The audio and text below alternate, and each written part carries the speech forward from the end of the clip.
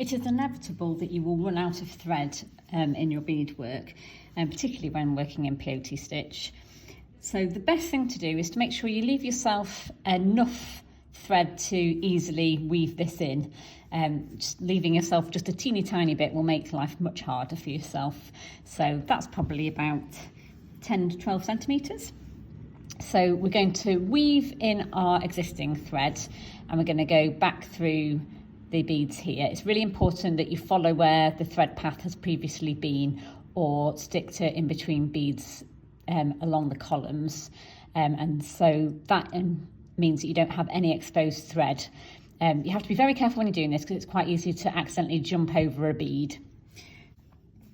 It's also important to both finish off thread and start thread at the beginning of the row. So here is the last bead that I added, and then I'm coming out here. So now I'm going to go back through this bead just adjacent to that last bead. So I'm going to be weaving back in on ourselves. Now, obviously with the way the peyote stitch works, you're going to be going diagonally.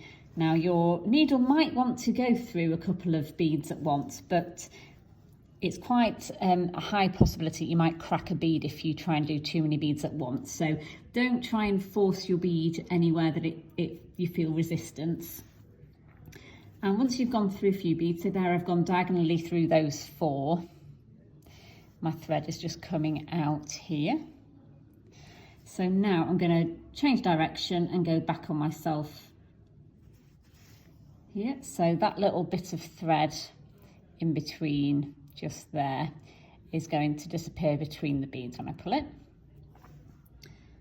And then I'm going to go through the next bead. And then just to anchor it fully, I'm going to go back on myself in a different direction, so diagonally. So I've kind of made a little triangle inside there. Now, going through this many beads is more than enough. You don't just want to go in one direction, so if you just went up there, the chances are that could work free. But now that we've gone up, down and changed direction, that will be very secure. So we can take our needle off that end of thread now, but I'm not going to trim that off just yet. I always do that once I've added in the new piece of thread in case I disturb that thread path. So the new piece of thread, it's a thread on needle.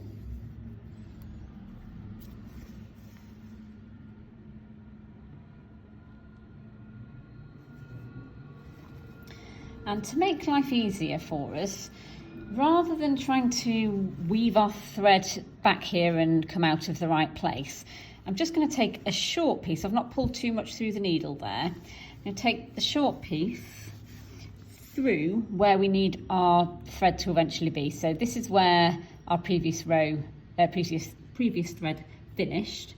So I'm going to take the needle through there, and then just working with this short tail here, weave this in to the beadwork, and then this thread will be ready to go when we're ready to start beading again. So it's the same principle as before.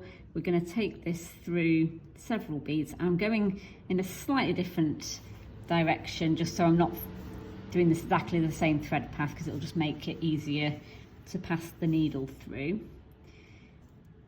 So we'll go over here. It doesn't matter exactly where you go, you don't need to follow this exact same thread path, but as long as you make a turn, at least one turn, if not 2, then your thread is going to be well and truly trapped.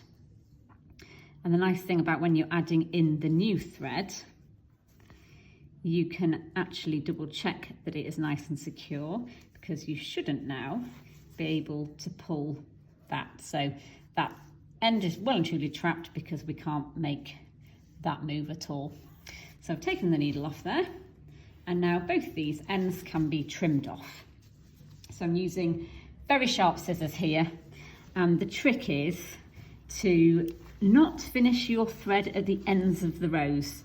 So if you do that, what can happen is when you trim the thread at the side, you always end up with a little tufty bit of thread showing. So by finishing the threads in the middle of the rows like this, what you do when you trim them off is I apply a little bit of pressure downwards with the scissors and pull the thread taut, so that when I make that snip, the thread end sort of springs back and disappears inside the bead, which is a really nice, neat way of doing it. So we'll do the same for this one. A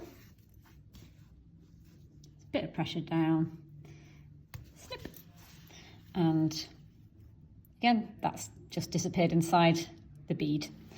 And now we can reattach our thread, our needle to the long thread end, which is already in the correct position to continue beading.